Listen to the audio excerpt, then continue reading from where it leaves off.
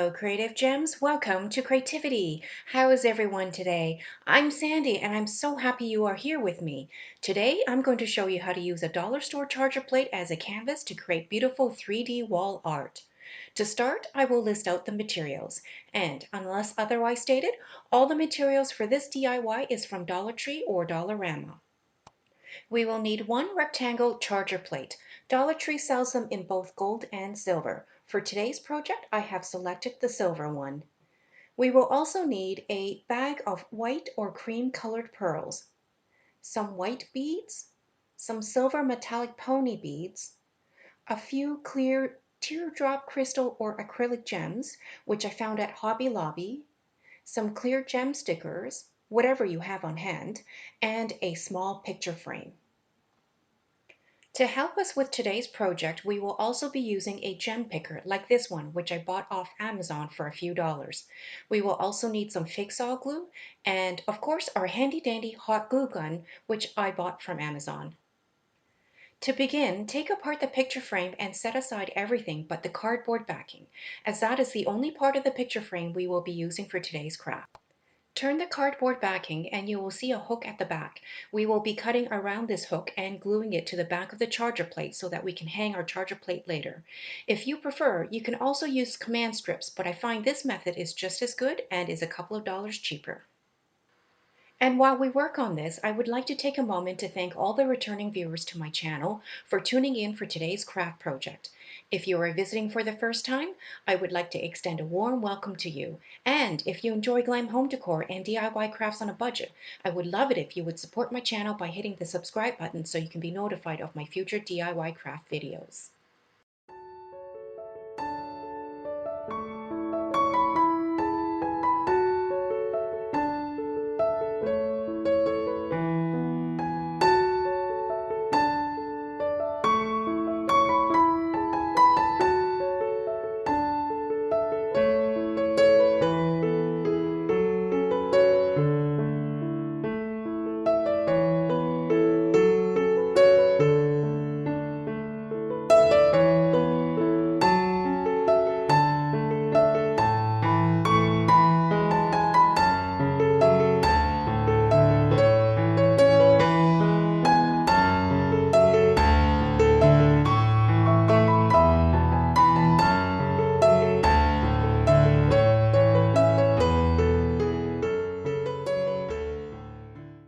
And here's what the charger plate looks like so far. Next, start placing the silver metallic beads onto the face of the charger plate. Here, I will be forming a flower, starting with the stem of the flower. Once you are happy with the placement of the beads, apply a very small amount of glue to each bead and adhere each into place onto the charger plate.